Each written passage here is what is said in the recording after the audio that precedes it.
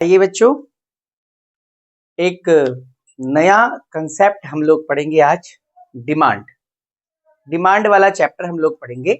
ये 11th class के अंदर आपका चैप्टर है। तो आइए देखिए बच्चों, डिमांड क्या होती है।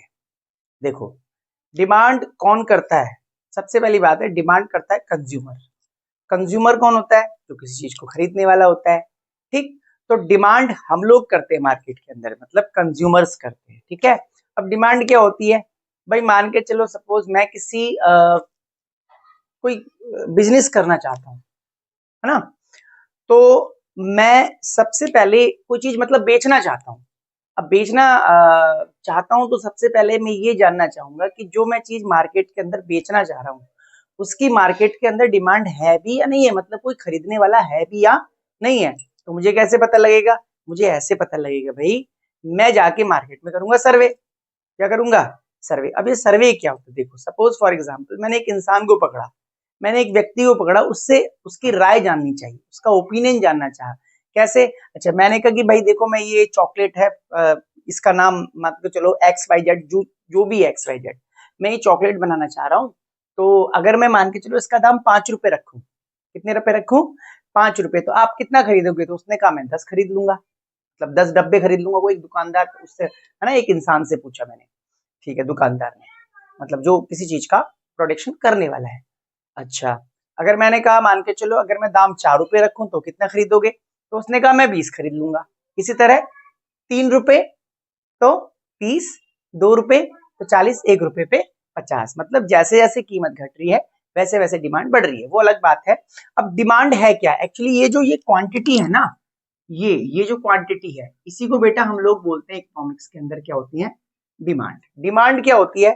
डिमांड किसी चीज की एक एक पर्टिकुलर कोई चीज की, किसी वस्तु की मात्रा होती है, एक क्वांटिटी होती है, जो एक कंज्यूमर किसी चीज के डिफरेंट डिफरेंट प्राइसेस पर खरीदने की पॉसिबिलिटीज जो रहती है, उसको डिमांड कहते हैं। डिमांड क्या होती है? डिमांड किसी कॉमोडिटी की, किसी वस्तु की डिफरेंट डिफरेंट प्राइसेस पर, डिफरेंट डिफरेंट प्राइसेस पर खरीदी जाने वाली पॉसिबिलिटीज ऑफ जो होती है क्वांटिटीज को एक्चुअली हम लोग क्या बोलते हैं? डिमांड कहते हैं। ठीक है, इकोनॉमिक्स में डिमांड क्या है बेटा? डिमांड का जो चैप्टर है, डिमांड यही है। ठीक है, डिमांड कौन करता है? कंज्यूमर। क्यों करता है? अब क्योंकि उसको उस चीज की जरूरत होती है। ठीक है, तो हम लोग बात करें डिमांड क्या है बेटा? ये डिमांड है। ये कौन करता है? कंज्यूमर। किसी चीज के डिफरेंट डिफरेंट प्राइस पर, किसी चीज के डिफरेंट डिफरेंट प्राइस पर एक कंज्यूमर के द्वारा किसी चीज की जो है खरीदी जाने वाली डिफरेंट डिफरेंट क्वांटिटीज को जब हम लोग टैबुलर फॉर्म में रिप्रेजेंट करते हैं तो उसको एक्चुअली हम लोग बोलते हैं डिमांड। डिमांड एक पॉसिबिलिटीज है, संभावनाएं हैं। ठीक, अब हम लोग बात करते हैं बेटा law of demand, law of demand के बारे में। ठीक, अब देखो, लॉ ऑफ डिमांड क्या होता है बेटा? Law of demand professor Marshall साहब ने दिया था। देखिए, लॉ ऑफ डिमांड की हम लोग बात करेंगे, लॉ ऑफ डिमांड। ठीक, ये किसने दिया था? प्रोफेसर मार्शल साहब ने। ठीक, तो लॉ ऑफ डिमांड बहुत बार पेपर में पूछता है, तो आप बताएंगे लॉ ऑफ डिमांड कहता है कि जब किसी चीज के प्राइस कम होंगे, प्राइस कम होंगे, ठीक, तो डिमांड क्या होगी? ज्यादा। भाई कोई चीज सस्ती होगी तो उसकी डिमांड मार्केट में ज्यादा होगी, होगी नहीं होगी? अब कैसे होगी? देखो, मान के चलो एक समोसे वाला 10 रुपए के समोसे बेचता था। ये प्राइस है बेटा, ये क्वांटिटी है। 10 रुपए प्राइस थे, तो वो कितने समोसे बेचता था? उसके 100। मतलब उसके समोसों की जो बिक्री होती थी या उसकी डिमांड जो लोग करते थे, 100 करते थे। अब प्राइस 10 रुपए से कितने हो गए? 5 रुपए। मतलब प्राइस क्या हो गए? घट गए, है ना। तो डिमांड 100 से कितनी हो गई? 200 हो गई। तो कहने का मतलब प्राइस घट गए और डिमांड क्या हो गई? बढ़ गई। तो कीमत घटेगी तो डिमांड बढ़ेगी। पक्का? नहीं बेटा। ठीक है, और अगर मान के चलो, सीधी सी बात है, प्राइस बढ़ते हैं, ठीक, जैसे भाई मान के चलो कोई चीज 5 रुपए की थी, तो कितने समोसे बिकते थे? 200 उसी हलवाई के। और जब उसने प्राइस 10 रुपए कर दिए 5 रुपए से, तो उसकी डिमांड कितनी हो गई? 100, क्योंकि प्राइस बढ़ गए तो डिमांड घट गई। तो लॉ ऑफ डिमांड कहता है बेटा कि negative relationship between price and quantity, price और क्वांटिटी के बीच में नेगेटिव रिलेशन होता है। नेगेटिव का मतलब ये देखो, अगर प्राइस किसी चीज के कम होंगे, प्राइस कम होंगे तो डिमांड ज्यादा होगी, और प्राइस ज्यादा होंगे तो डिमांड कम होगी। ठीक, तो लॉ ऑफ डिमांड बताता है कि प्राइस कम होंगे तो डिमांड ज्यादा होगी, प्राइस ज्यादा होंगे तो डिमांड कम होगी। कोई चीज सस्ती होगी तो उसकी डिमांड मार्केट के अंदर ज्यादा होगी, और कोई चीज अगर महंगी होगी तो उसकी डिमांड कम होगी। यही प्रोफेसर मार्शल साहब ने बताया था, इसी को बोला गया लॉ ऑफ डिमांड। ठीक, लॉ ऑफ डिमांड की बेटा यहाँ पर एक्चुअली हमने क्या करा, एक टेबुलर फॉर्म में रिप्रेजेंट। देखिए ये एक्चुअली इधर इस साइड में जो होता है वो हमेशा प्राइस होंगे, ये वाई एक्सेस होता है और ये क्या होता है एक्स एक्सेस। यहाँ पर प्राइस है और यहाँ पर क्या आती है बेटा क्वांटिटी, जिसको एक्चुअली हम लोग डिमांड बोलते हैं। ठीक है, अब देखो कोई चीज मान के चलो सपोज 10 रुपए की थी, कितने की थी बेटा 10 रुपए की, 10 रुपए, ये प्राइस 10 रुपए, तो डिमांड उसकी कितनी थी मान के चलिए 100, ये क्वांटिटी ये डिमांड होती है। ठीक है, अब प्राइस कितने हो गए 5, डिमांड कितनी होगी उसकी 200। तो आप देखो जैसे ही प्राइस घट रहे हैं तो उसकी एक्चुअली क्या होगी डिमांड बढ़ रही है, ऊपर से नीचे की तरफ को हो रही है। ठीक है, प्राइस घट रहे हैं और डिमांड बढ़ रही है, और प्राइस बढ़ रहे हैं तो डिमांड घट रही है। प्राइस बढ़ेंगे तो डिमांड घटेगी, प्राइस घटेंगे तो डिमांड बढ़ेगी। तो क्या हो गया नेगेटिव रिलेशनशिप, नेगेटिव रिलेशनशिप। ठीक, किसके बीच में, प्राइस और डिमांड के बीच में। कीमत घटेगी तो मांग ज्यादा होगी, कीमत ज्यादा होगी तो मांग कम होगी। अब इसमें ना बेटा एक चीज है, हमेशा ऐसा नहीं होता कि जब किसी चीज की कीमतें घटेंगी तो डिमांड बढ़ेगी, हमेशा ऐसा नहीं होता। कभी कभार ऐसा भी होता है क्या कि प्राइस वही है और डिमांड घट रही है और बढ़ रही है। तो लॉ ऑफ डिमांड में एक चीज आप जोड़ लेंगे, इसमें जो है बेटा इसमें other factor remain constant, other factor remain constant. ठीक, तो लॉ ऑफ डिमांड में बेटा आपको इतना ही नहीं लिखना कि प्राइस घटेंगे तो डिमांड बढ़ेगी, प्राइस बढ़ेंगे तो डिमांड घटेगी। तो लॉ ऑफ डिमांड में आपको एक चीज और याद रखनी है कि अदर फैक्टर रिमेन कांस्टेंट, मतलब जरूरी नहीं है कि किसी चीज के प्राइस घटेंगे तो ही डिमांड बढ़ेगी। ठीक, कभी कभार ऐसा होता है कि प्राइस वही होते हैं और डिमांड घटती और बढ़ती है। ठीक, अब वो अदर फैक्टर्स कौन से होते हैं उनके बारे में हम अब पढ़ेंगे अगली क्लास में। ठीक है, चलिए आइए बच्चों देखिए मैंने आपको ये बताया था बच्चों अभी कि किसी चीज की डिमांड मार्केट में जो इफेक्टेड होगी वो दो तरह से होगी। अभी मैंने आपको पढ़ाया लॉ ऑफ डिमांड, तो लॉ ऑफ डिमांड में मैंने आपको बताया कि बेटा कोई चीज सस्ती होगी तो मार्केट में उसकी डिमांड ज्यादा होगी, और कोई चीज महंगी होगी तो उसकी डिमांड मार्केट में क्या होगी कम होगी। सस्ती होगी तो ज्यादा होगी डिमांड और महंगी होगी तो कम होगी। ये तो हम भी देखते हैं जनरल अपनी रूल में। लेकिन मैंने आपको बताया था जरूरी नहीं कि हमेशा कोई चीज सस्ती होगी तो उसकी डिमांड ज्यादा होगी मार्केट के अंदर। ठीक, तो कहने का मतलब बेटा होता है डिमांड फंक्शन। आज हम लोग बात करेंगे डिमांड फंक्शन। देखिए डिमांड फंक्शन का मतलब होता है, फंक्शन का मतलब होता है बेटा रिलेशन। क्या रिलेशन, डिमांड फंक्शन का मतलब डिमांड किसी चीज की ज्यादा होगी या कम होगी, वो किन चीजों पे डिपेंड करता है, वो डिपेंड करता है दो चीजों पर, एक तो बेटा प्राइस पर और एक होता है अदर फैक्टर्स पर। ठीक, अब प्राइस का और डिमांड का क्या रिलेशन है आपको पता है, कोई चीज सस्ती होगी तो उसकी डिमांड मार्केट में ज्यादा होगी, और कोई चीज महंगी होगी तो उसकी डिमांड मार्केट में कम होगी। तो क्या है मतलब प्राइस बढ़ेंगे, देखो ऊपर की तरफ साइन है बेटा, तो डिमांड नीचे की तरफ मतलब डिमांड घटेगी, और प्राइस घटेंगे तो डिमांड बढ़ेगी। ठीक, लेकिन हमेशा ऐसा नहीं होता, मतलब जरूरी नहीं कि किसी चीज के दाम घटेंगे तो उसकी डिमांड मार्केट में ज्यादा होगी। तो अब आप पूछना चाह रहे हैं कि सर ऐसा कैसे हो सकता है, मैं आपको बताता हूँ। बेटा सर्दियों में जो बर्फ है ना, आज 10 रुपए की बर्फ मिल रही है। ठीक, मान के चलो गर्मियों में सपोज 10 रुपए की बर्फ मिली तो थोड़ी सी बर्फ दे रहा है, और सर्दी में वही बर्फ 10 रुपए की है। ठीक है, या 5 रुपए की भी दे रहा है मान के चलो, फिर भी लोग उसको नहीं खरीद रहे। तो जरूरी नहीं है कि किसी चीज के दाम घटे तो उसकी डिमांड बढ़े। तो कहने का मतलब जो होता है उनको क्या बोलते हैं, उनको बोलते हैं बेटा अदर फैक्टर्स। ये अदर फैक्टर्स क्या हैं, अदर फैक्टर्स वो फैक्टर्स हैं जिनके कारण भी किसी चीज की डिमांड घटती या बढ़ती है। फिर सुनिए, मैंने आपको बताया कि किसी चीज के दाम घटेंगे तो डिमांड बढ़ेगी, और प्राइस बढ़ेंगे तो डिमांड घटेगी। लेकिन हमेशा ऐसा नहीं होता, कभी कभार बच्चों ऐसा भी होता है कि प्राइस घट बढ़ रहे हैं, नहीं रहे, लेकिन फिर भी डिमांड घट या बढ़ रही है। उनको क्या बोलते हैं? उनको बोलते हैं हम लोग अदर फैक्टर। क्या बोलते हैं? Other factor. Law of demand क्या बना था? Other factor remain constant. Law of demand बताया था ना, अदर फैक्टर रिमेन कांस्टेंट। इस चीज को जरूर लिखना बच्चे, पेपर में इसको नहीं लगते जिसकी वजह से उनके नंबर कटते हैं। अदर फैक्टर रिमेन कांस्टेंट, ठीक। अगर प्राइस घटेंगे तो डिमांड बढ़ेगी, प्राइस बढ़ेंगे तो डिमांड घटेगी। तो सीधी सी बात है, अदर फैक्टर्स पढ़ेंगे अब हम लोग। कौन से फैक्टर्स? वो फैक्टर्स जिनके कारण किसी चीज की डिमांड घटती और बढ़ती है। मतलब प्राइस में कोई चेंज नहीं आ रहा, प्राइस में कोई चेंज नहीं आ रहा, लेकिन अदर फैक्टर्स के चेंज के अंदर जो है डिमांड घट या बढ़ रही है। वो अदर फैक्टर्स क्या हैं?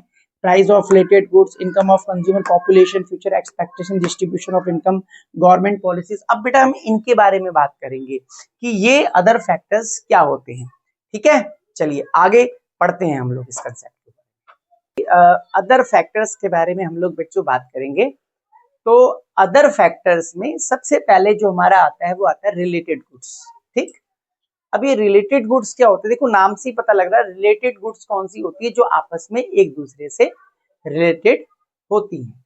ठीक, ये दो टाइप्स की होती हैं बच्चों, एक होता है सब्स्टिट्यूट गुड्स और एक होता है आपका कॉम्प्लीमेंट्री गुड्स। ठीक है, सबसे पहले कौन सा होता है बेटा? सब्स्टिट्यूट गुड्स, और दूसरा कॉम्प्लीमेंट्री गुड्स। देखो सब्स्टिट्यूट गुड्स कौन सी होती है बेटा? वो गुड्स जो एक दूसरे के स्थान पे यूज में लाई जा सकती हैं। ठीक, those goods which are used in place of each other, जो एक दूसरे के स्थान पे यूज में लाई जाएं, वो गुड्स सब्स्टिट्यूट गुड्स कहलाती हैं आपकी। ठीक, लाइक टी एंड कॉफी, चाय और कॉफी। पूछते हैं ना किसी के यहाँ जाते हैं कि चाय पियोगे या कॉफी पियोगे, है ना? तो लाइक टी एंड कॉफी, और एक जियो और एयरटेल। अगर आप याद करना चाहिए, ये मस्त एग्जांपल, जियो और एयरटेल। ठीक, तो सब्स्टिट्यूट गुड्स क्या होती है बेटा? जो एक दूसरे के स्थान पे यूज में लाई जा सकती है। मतलब चाहे आप जियो यूज कर लें, चाहे आप एयरटेल यूज कर लें। इसका एक एग्जाम्पल हो गया। अब इस एग्जाम्पल को समझने के लिए दूसरा एक्चुअली हम लोग बात करते हैं कॉम्प्लीमेंट्री गुड्स क्या होती हैं। देखिए कॉम्प्लीमेंट्री गुड्स वो गुड्स होती हैं जो एक दूसरे के बिना यूज में लाई नहीं जा सकती, मतलब जो मिलकर किसी चीज की डिमांड को पूरा करती हैं। भाई कार और पेट्रोल, पेट्रोल के बिना कार का कोई काम नहीं है। अब बच्चे वो बहुत तेज हैं, कह रहे हैं सीएनजी, हम मान के चल रहे हैं पेट्रोल वाली गाड़ी है भाई। ठीक है, ठीक, like car and petrol and mobile and SIM. बिना सिम के मोबाइल का वैसे कोई काम नहीं है। फोन वोन फोटो वोटो खींच लो वो अलग बात है, mobile SIM, mobile and SIM, car and petrol. तो कॉम्प्लीमेंट्री गुड्स क्या है बेटा? वो गुड्स जो मिलकर किसी चीज की डिमांड को पूरा करेंगे। अब इसमें बेटे एक चीज लिखी हुई है, सब्स्टिट्यूट गुड्स के लिखा हुआ है पॉजिटिव रिलेशन, यहाँ कॉम्प्लीमेंट्री गुड्स में लिखा हुआ है कौन सा? Negative relation. अब आप सोच रहे हो यार पॉजिटिव रिलेशन क्या है, नेगेटिव रिलेशन क्या है? देखो मैं आपको समझाता हूँ, एग्जाम्पल समझो। मान के चलिए जियो, और यहाँ पर लिखा है बेटा क्या? एयरटेल। जियो एंड एयरटेल, देखो दोनों के दाम कितने हैं? 799 7099। सपोज फॉर एग्जांपल दोनों के जो दाम है वो सेम है, मतलब रिचार्ज चाहे आप सिम जियो की लो तब भी इतने का ही रिचार्ज कराना है, एयरटेल की लोगे तब भी इतने का ही रिचार्ज कराना है। ठीक, अब मान के चलो हुआ क्या कि अगर जियो वाला अपने दाम मान के चलो सपोज 100 रुपए बढ़ा दे, 899 कर दे, तो आप क्या सोचोगे? बिल्कुल सही सोच रहे हो, आप किसकी तरफ मूव करोगे? अपनी सिम को पोर्ट कराओगे, किसमें?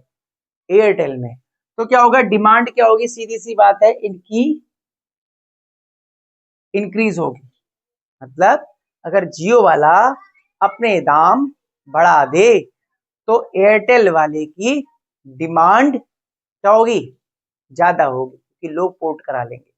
अब अगर जियो वाले ने अपने दाम 100 रुपए घटाए, 100 रुपए घटाए, मतलब कितने कर दिए 699।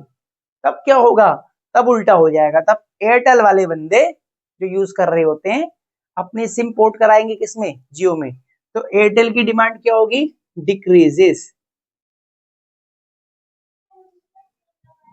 समझ में आया? अब समझो पॉजिटिव रिलेशन का मतलब, देखो जब ये बढ़ रहा है तो ये बढ़ रहा है, इसकी डिमांड बढ़ रही है, जब ये घट रहा है तो इसकी डिमांड घट रही है। जब जियो के दाम बढ़े, है ना, तो डिमांड किसकी बढ़ी, एयरटेल की, और जब जियो की प्राइस घटे हैं तो डिमांड इसकी घट गई। मतलब पॉजिटिव रिलेशन का मतलब, जैसा ये, अगर ये प्राइस बढ़ाएगा तो इसकी डिमांड बढ़ेगी, प्राइस घटाएगा तो इसकी डिमांड घटेगी। पॉजिटिव यही होता है, अगर एक बढ़ेगा तो दूसरा बढ़ेगा, अगर एक प्राइस बढ़ाएगा तो दूसरे की डिमांड बढ़ेगी, और एक प्राइस घटाएगा तो दूसरे की डिमांड घटेगी। इसी को बोलते हैं बेटा पॉजिटिव रिलेशन। तो सब्स्टिट्यूट गुड्स कौन सी होती हैं, वो गुड्स जो एक दूसरे के स्थान पे यूज में लाई जा सकती हैं, ठीक, लाइक कार एंड पेट्रोल, या एक एग्जांपल आप कहते हैं जियो और एयरटेल दे सकते हैं, और इनके बीच में आपस में पॉजिटिव रिलेशन होता है। कौन सा रिलेशन होता है, पॉजिटिव रिलेशन। अब हम लोग बात करते हैं बेटा कॉम्प्लीमेंट्री गुड्स क्या होती हैं।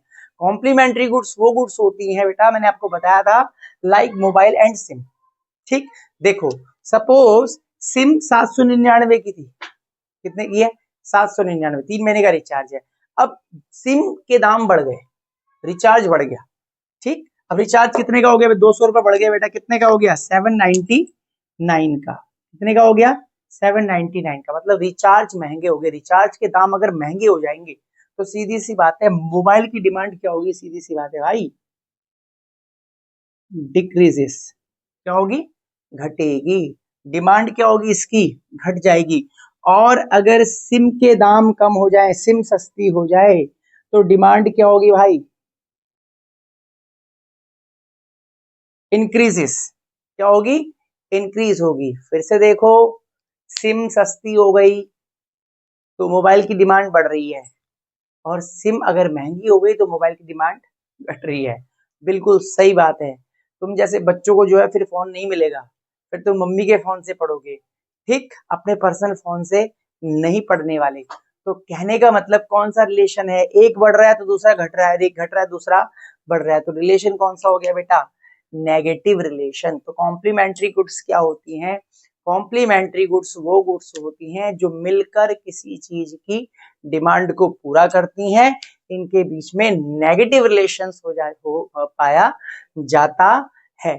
ठीक, तो अभी क्या पढ़ा हमने, अभी हम पढ़ रहे हैं रिलेटेड गुड्स जो एक दूसरे से रिलेटेड होती हैं। रिलेटेड गुड्स कितनी टाइप्स की होती है बेटा, दो, सब्स्टिट्यूट और कॉम्प्लीमेंट्री। सब्स्टिट्यूट उसमें कौन सा रिलेशन पाया जाता है, पॉजिटिव। कॉम्प्लीमेंट्री में कौन सा पाया जाता है, नेगेटिव। पेपर में आपसे एक क्वेश्चन नंबर 1 नंबर में पूछ लेता है, दो दो चीजें हैं एक्स और वाई, फिर से सुनिए, दो चीजें हैं एक्स और वाई, इनके बीच में नेगेटिव रिलेशन है। कौन सा रिलेशन है, नेगेटिव। तो पूछेगा बताओ ये कौन सी गुड्स है। अब आपको पता है, सीधी सी बात है, या तो ये हो सकती है, यही हो सकती है। ठीक, नेगेटिव रिलेशन है, नेगेटिव का मतलब कौन सी गुड्स है, वो कॉम्प्लीमेंट्री गुड्स है। ठीक है ना, अभी हमने फर्स्ट कंसेप्ट पढ़ा है, कौन सा, रिलेटेड गुड्स वाला। ठीक, अब हम लोग बात करते हैं आगे, इनकम ऑफ द कंज्यूमर। देखो, इंसान कुछ भी चीज खरीदता है वो अपनी इनकम में से खरीदता है। ठीक, अब इंसान अपनी इनकम से बेटा दो तरह की चीजें खरीदता है। ठीक, एक नॉर्मल गुड्स और एक इंफीरियर गुड्स। ठीक, अभी नॉर्मल गुड्स कौन सी होती है बेटा, नॉर्मल गुड्स होती है बेटा अच्छी चीजें। ठीक, जैसे अच्छे कपड़े, अच्छा दूध, अच्छी फल, अच्छी सब्जियां, ये सब नॉर्मल गुड्स है। इंफीरियर गुड्स कौन सी होती है बेटे, इंफीरियर गुड्स होती है बेटे घटिया वस्तुएं, है ना, जैसे घटिया कपड़े, घटिया दूध। घटिया दूध का मतलब जैसे वो पौ पौ पौ पौ करने वाला आता है सुबह सुबह, है वो वो वाला टोंड वाला मिल्क होता है ना। बेकार सब्जी, बेकार फल, मतलब थोड़ा सा घटिया क्वालिटी के। तो इंसान अपनी इनकम से दो तरह की चीजों को खाता है, एक अच्छी और एक बेकार। अच्छी चीजों को हम लोग नॉर्मल गुड्स बोलते हैं, जो घटिया चीजें होती हैं उनको इंफीरियर गुड्स बोलते हैं। अब ये तो हो गया सिंपल डेफिनेशंस। अब थोड़ा अगर लिखने वाला तरीके की अगर हम लोग बात करें तो नॉर्मल गुड्स वो गुड्स होती हैं जिनका इनकम के साथ कौन सा रिलेशन होता है, पॉजिटिव रिलेशन। इसके साथ इनकम के साथ पॉजिटिव रिलेशन होता है। पॉजिटिव रिलेशन का मतलब समझो बेटा कि अगर मान के चलो किसी इंसान की इनकम 20,000 थी, इनकम कितनी है 20,000, ठीक। अब उसकी इनकम 10,000 रुपये बढ़कर कितनी हो गई बेटा 30,000, मतलब 20,000 से इनकम अप होकर 30,000 हो गई। तो अब बताओ वो अच्छी चीजों को ज्यादा खाएगा या कम खाएगा, ज्यादा खाएगा, ठीक है। किसी इंसान की इनकम बढ़ गई, ठीक, तो वो नॉर्मल चीज को क्या करेगा, मतलब सीधी सी बात है चीज को ज्यादा खाएगा, नॉर्मल छोड़ो ज्यादा खाएगा। तो सीधी सी बात है अगर किसी चीज की किसी इंसान की इनकम 20,000 से 10,000 बढ़ के 30,000 हो गई तो डिमांड क्या होगी, इंक्रीज होगी, ठीक है।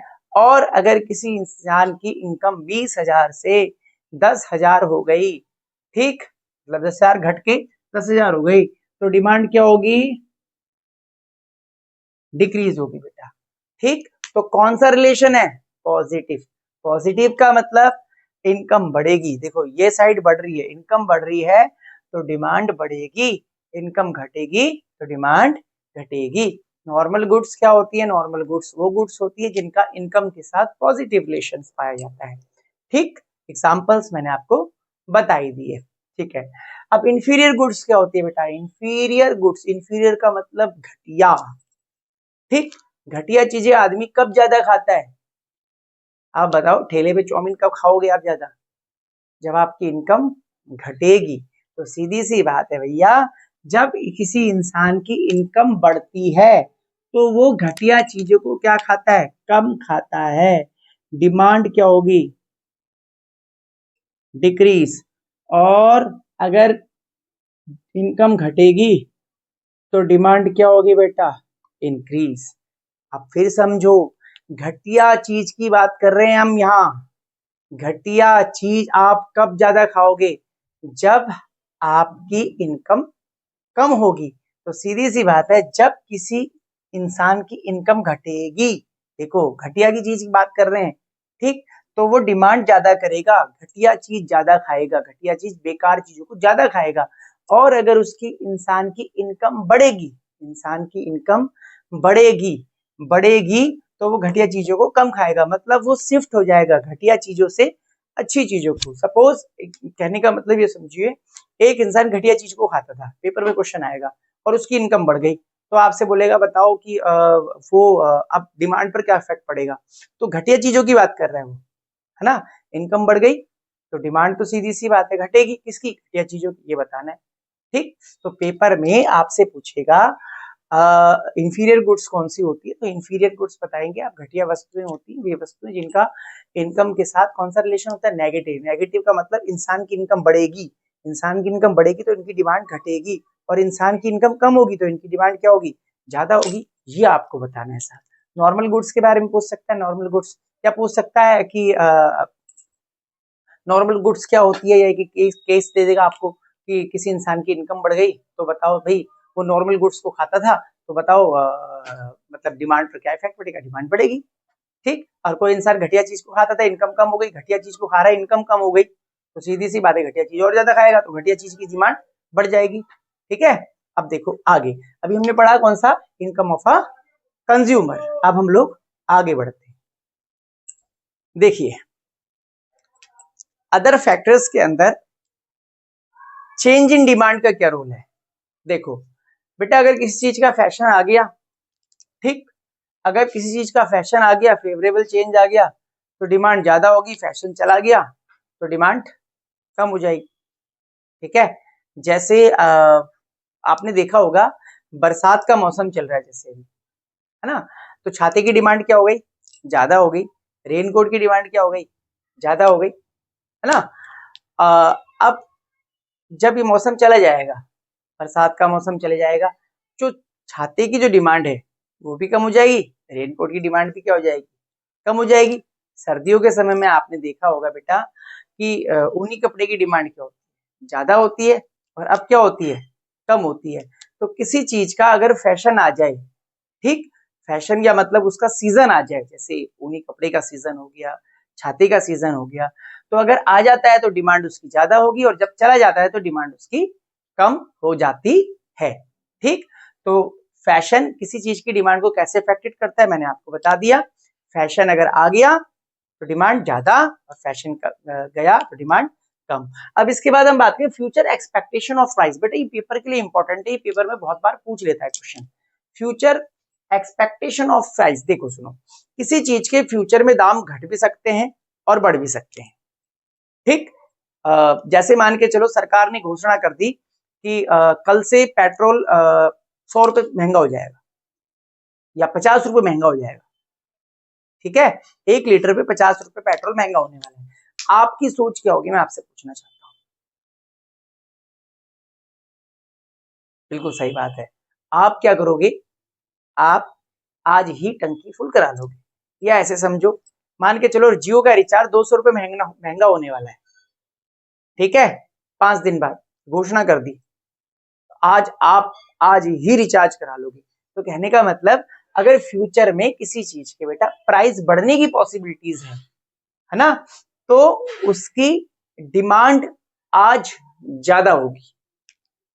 ठीक, और अगर आपको लगता है कि जैसे मान के चलो कोई चीज, जैसे जियो वाले ने ये घोषणा कर दी कि भाई जो रिचार्ज आपका 899 का था, वो रिचार्ज हम जो है 200 रुपए सस्ता कर रहे हैं, 10 दिन बाद सस्ता हो जाएगा, तो आप आज रिचार्ज नहीं करोगे, आप कब करोगे रिचार्ज, 10 दिन बाद। तो कहने का मतलब बेटा फ्यूचर में किसी चीज के प्राइस घटने की पॉसिबिलिटीज हो, प्राइस घटने की पॉसिबिलिटीज हो, तो कंज्यूमर आज उस चीज की डिमांड बहुत कम करेंगे, है ना। ठीक, तो आपसे पेपर में पूछेगा फ्यूचर एक्सपेक्टेशन ऑफ प्राइस, मतलब भविष्य में किसी चीज की जो कीमतें हैं, किसी चीज की डिमांड को कैसे इफेक्टेड करती हैं। तो आप बता सकते हैं कि फ्यूचर में प्राइस बढ़ने की पॉसिबिलिटी होगी तो डिमांड क्या होगी, ज्यादा होगी, है ना, और कम होने की पॉसिबिलिटीज होगी तो डिमांड कम होगी। ठीक, ठीक है। तीसरा, गवर्नमेंट पॉलिसी। देखिए गवर्नमेंट भी एक्चुअली किसी चीज की डिमांड को इफेक्टेड करती है। ठीक, कैसे करती है भाई, गवर्नमेंट चीजों पर टैक्स लगाती है, टैक्स लगाने से चीजें क्या होती है, महंगी हो जाती हैं। ठीक, अगर चीजें, गवर्नमेंट चीजों पर टैक्स ज्यादा लगाएगी, गवर्नमेंट चीजों पर ज्यादा टैक्स लगाएगी तो चीज महंगी हो जाएगी, तो चीज महंगी होगी तो डिमांड क्या होगी, कम होगी। तो आपको पता ही है। तो गवर्नमेंट अगर इम्पोस्ट करती है, इम्पोस्ट करने का मतलब लगाना, ज्यादा टैक्स लगाती है तो डिमांड क्या होगी, कम होगी। और अगर गवर्नमेंट कम टैक्स लगाती है, ठीक है, तो चीज सस्ती होगी तो डिमांड क्या होगी, ज्यादा होगी। तो अभी हम लोग जो पढ़ रहे हैं इस कंसेप्ट बेटा, वो ये पढ़ रहे हैं कि किसी चीज की डिमांड ज्यादा होगी या कम होगी, वो चीज डिपेंड करता है दो चीजों पर। इसमें दो चीजों पर डिपेंड करता है। पहला, किसी चीज के, सीधी सी बात है, प्राइस, प्राइस घटेंगे बढ़ेंगे तो डिमांड इफेक्टेड होगी। दूसरा जो हमने पढ़ा, अभी जो हमने पढ़ा, वो पढ़ा अदर फैक्टर्स। अदर फैक्टर्स वो होते हैं जहां पर प्राइस ना घट रहे हैं ना बढ़ रहे हैं, लेकिन प्राइस के अलावा भी कुछ ऐसे फैक्टर्स होते हैं जो किसी चीज की डिमांड को घटाते या बढ़ाते हैं, जबकि प्राइस में कोई चेंजेस नहीं हो रहा। वो अभी हमने पढ़ा। अब हम लोग बात करेंगे इसकी जो है आगे कंसेप्ट पढ़ेंगे इसमें बेटा, वो अगले पार्ट में पढ़ेंगे। आज के पार्ट में इतना ही बहुत है। और अगर आपको जो मैं नॉलेज आपको दे रहा हूँ बेटा, अगर आपको अच्छी लग रही है तो इस चैनल को सब्सक्राइब करें। और कोई ऐसा व्यक्ति है, ऐसा विद्यार्थी हो जो मान के चलो जिसको पैसे का अभाव हो, जो नहीं पढ़ पा रहा हो, तो वो इस यूट्यूब के माध्यम से भी पढ़ सकता है। मेरा उद्देश्य ये है कि हर बच्चे को शिक्षा मिलनी चाहिए, और ऐसा नहीं होना चाहिए कि मतलब किसी के पास पैसे नहीं है तो ना पढ़ पाए। तो इसीलिए मैंने ये जो है एक पहल की है। बाकी अगर आपको अच्छा लगता है तो इसे अपने दूसरे दोस्तों को भी भेजें, और आपका दिन अच्छा हो। नमस्कार।